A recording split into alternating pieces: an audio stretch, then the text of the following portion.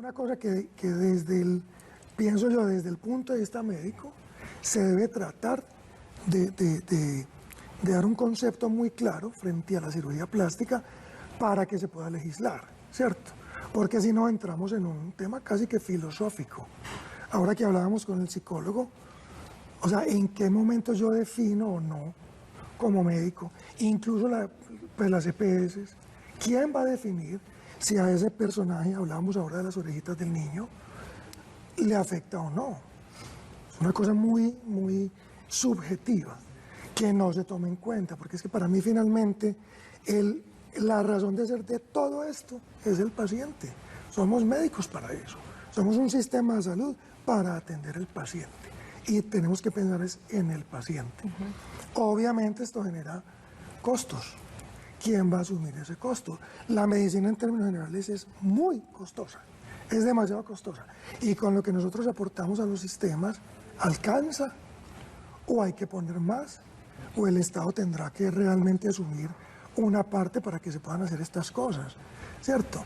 Lo ideal sería poder atender a un paciente de cirugía plástica integralmente, en lo funcional, en lo estético, en lo reconstructivo.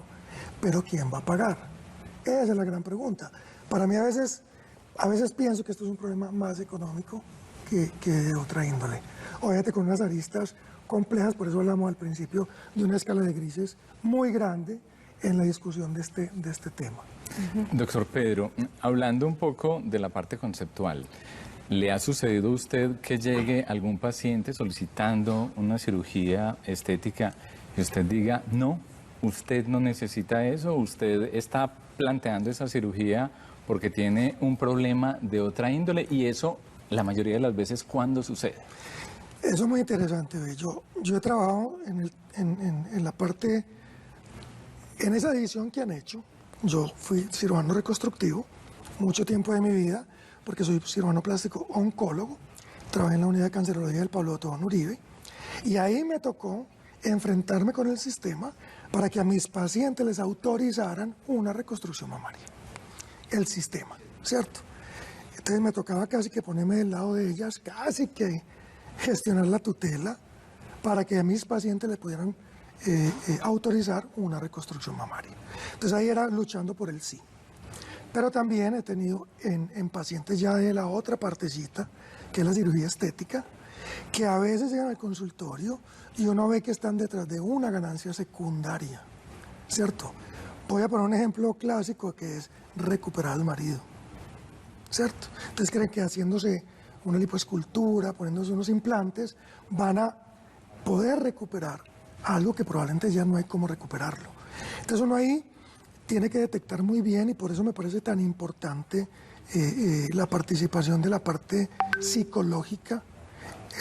Cuando yo era residente, hacíamos unos staff y siempre había psicólogo y psiquiatra en el staff de las pacientes de estética para evaluar precisamente eso.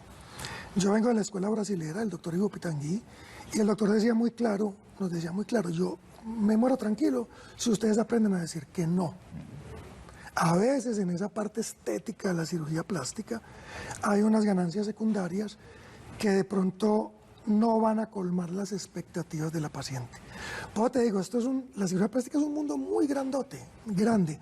Todo el mundo piensa que es lo estético nomás, que es lipo, implantecitos. No, esto tiene una cantidad de cosas adentro que hacen de ella un mundo grandísimo, que de pronto solamente una tutela no alcanza a darnos las herramientas y los elementos necesarios para poder llegar a una conclusión, digamos, acertada del tema.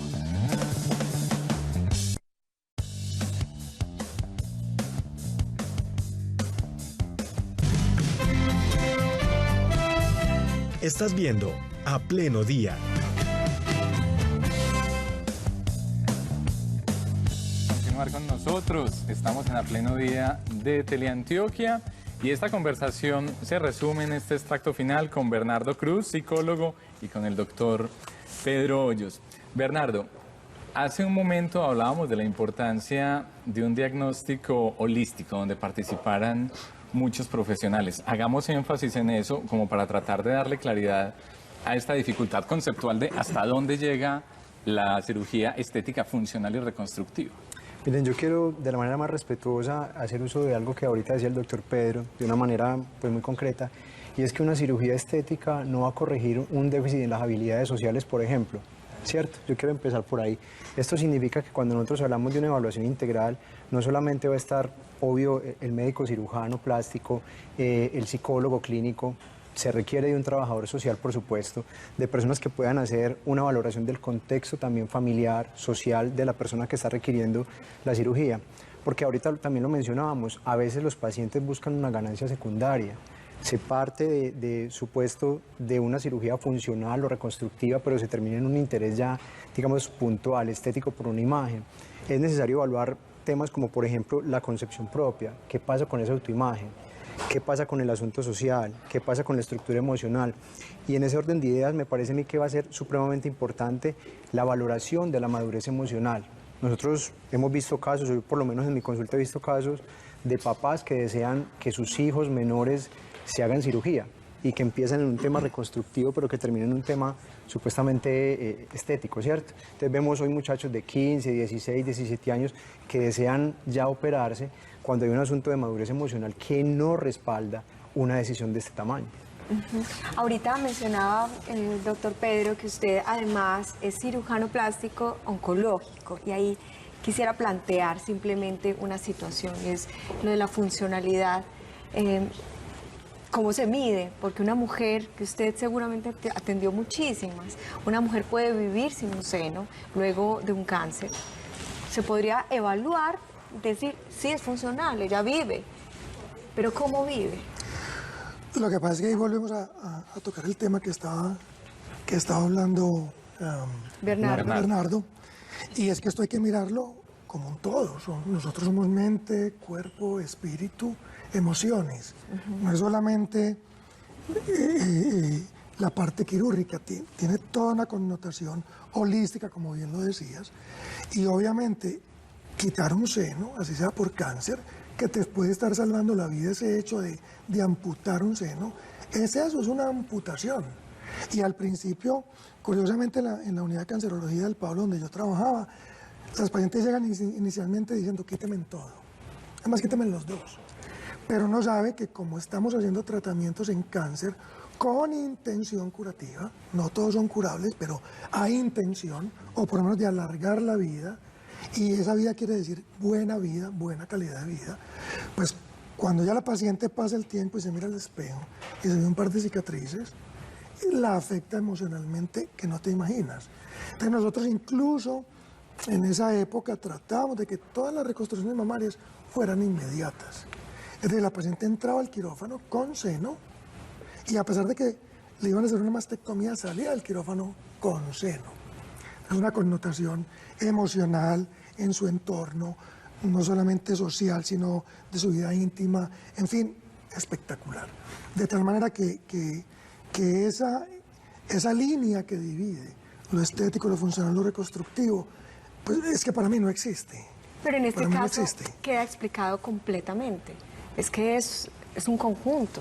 Es un conjunto en donde es muy importante la calidad de vida, el cómo viven esos pacientes. Y hay una cosa, ¿quién se va a encargar de cubrir el costo de esto? La EPS, el paciente, el esposo, qué sé yo. Ese es como el cuide del asunto. Que las EPS las tengan que hacer, pues obvio, claro, hace parte de la salud de la persona, ¿cierto? Obviamente con la indicación precisa, con el estudio previo del paciente, por un grupo interdisciplinario, no solamente por el cirujano plástico, debe ser un grupo interdisciplinario donde la parte emocional tiene que estar ahí también, ¿cierto? Y si el sistema de salud, sea cual fuere, tiene la capacidad de encargarse de hacer esto bien hecho, pues claro, obvio. Bernardo, yo sé que es muy difícil establecer un límite, pero podríamos establecer unos principios para determinar dónde está ese límite entre lo que es reconstructivo, funcional, que hace parte de la salud mental y social del paciente, y lo que es simplemente un capricho o un deseo de un tercero, como usted estaba diciendo ahora. Correcto, yo creo que podemos partir de una pregunta que si bien parece básica, en ella hay una profundidad bastante seria y es ¿por qué desea operarse? ¿Qué es lo que lleva a un paciente? ¿Cuál es la motivación de un paciente a realizarse cualquier tipo de cirugía? En este caso, pues, digamos, a nivel de su imagen. Eso es un primer parámetro. Porque miren, por experiencia los pacientes cuando no están seguros, y el doctor lo planteaba ahorita, bien sea porque han tenido un padecimiento, un antecedente de esta magnitud, o sencillamente porque es una decisión por terceros, o porque es un asunto que tiene que ver incluso con el ámbito laboral, lo dejan entrever de una manera muy clara. Hay dudas, no hay definición. Cuando uno les empieza a concretar y expresar las consecuencias psicoafectivas que se vienen a posteriori, entonces empiezan a dudar. ¿Por qué lo explico de esta manera? Porque una cosa es que un paciente te diga quiero acceder a una cirugía y otro asunto es prever, por ejemplo, el tema del estrés. El estrés va a existir positivo o negativo al posterior de una cirugía, de cualquier cirugía. El tema del posoperatorio es un tema fuerte también y en ello hay sensaciones de soledad, hay sensaciones de frustración, hay sensaciones de compensación. Cuando uno plantea esto ante un paciente, la mayoría que no están seguros van a dudar. Esto es un primer punto. Lo segundo que hay que clarificar es que los pacientes, cuando están en busca de un embellecimiento, digámoslo así, van a tener una connotación de impulsividad muy clara. O sea, hay un impulso, hay un afán, me opero ya, me opero ya, me opero ya. No tienen la capacidad de percibir, por ejemplo, lo que ahora el doctor planteaba, de bueno, es un seno, son dos senos, quiero salvar mi vida, porque están planteando su vida desde una perspectiva de una imagen para llamar la atención. Es lo segundo. Y lo tercero que me parece a mí trascendental es evaluar el histórico. O sea, el histórico de un paciente va a determinar si las causas que está refiriendo realmente son tan asertivas para acceder a una cirugía. ¿Por qué? Porque si miramos una mujer o un hombre que han sufrido de maltrato, que físicamente se sienten no agradables, que relacionan su fracaso laboral con un tema de autoimagen, estamos hablando de que no hay hoy una decisión acertada para acceder a un tipo de cirugía como estas. Miremos las opiniones finales de nuestros televidentes. Les compartimos los resultados de nuestra encuesta que les dejamos en @teleantioquia, en donde les consultábamos.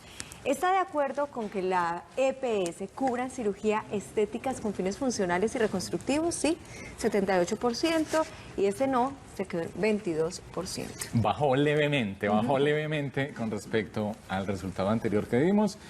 Agradeciéndole hoy a todos nuestros invitados y en especial en este momento a Bernardo y al doctor Pedro. Finalizamos así nuestra emisión de hoy, hablando de otro tema de opinión en donde lo que ustedes nos dicen es muy importante y cuenta bien. Y nuestros profesionales sí que nos dejan tantas inquietudes para que pensemos en casa. Cuándo es necesario o no una cirugía y cuándo debemos recurrir entonces a las EPS para que cubran estas cirugías estéticas o cirugías plásticas que tengan fines funcionales y también de reconstrucción. Yo creo que ya tenemos más argumentos para entender cuándo ir a la EPS y decir yo soy una persona que aplico para este tipo de cirugías. Mil gracias por acompañarnos. Muy amables, con mayor gusto. Nos vemos. Muchos elementos Un para abrazo. opinar. Nos vemos. Chao. Chao.